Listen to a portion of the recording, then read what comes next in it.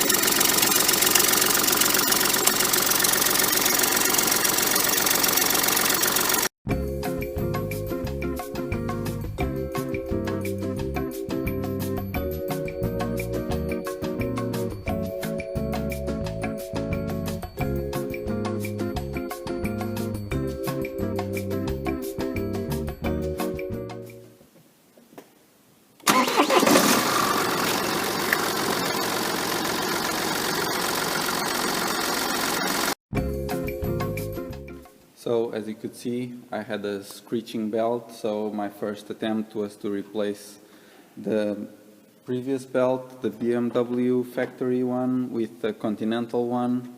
As you could see, here is the track of it, and here's that part number. So it's 2 millimeters shorter in perimeter, but supposedly that wouldn't make a difference and it would be tighter. So I replaced the belt. It still made noises. The previous videos that you saw was with this belt, and after that I decided to bite the bullet and buy a new tensioner. So the car only has 35,000 kilometers, and I thought it would be weird that the belt tensioner was on its way. But the previous owner for sure had a lot of start and stop city traffic. So, and the car has 5 years. It is what it is. So I bought a new belt tensioner from Svag. So here's the part number for it. Here's the original belt tensioner. So the Svag one is exactly like this one. It only has the BMW logo scratched off here. So it's virtually the same. So I replaced that and ran it with the Continental aftermarket belts. And as you can see, it's quite rubbery. It doesn't have a lot of grip, so it didn't really solve my problem. The car continued to make noises, so I decided to put the original BMW belt, which has, as I said, 35,000 kilometers, and it's way more grippy on the inside, as you can see. So on the left you have the BMW belt, and on the right you have the aftermarket one.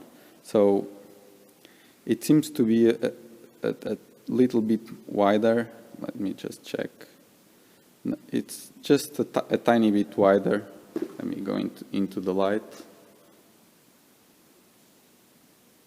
As you can see, but the contact patch, I don't know if it has worn out, but it's much like texturized, like if it's some kind of cloth. And this one, the aftermarket one, is just rubbery. And just by rubbing my finger on it, I can see that the one on the left has more grip. So the new belt tensioner and the new rib belt seem to solve the problem. So that's that. Let's see if it hangs up in there, and if the problem persists, maybe I'll get a new BMW a new belt from BMW.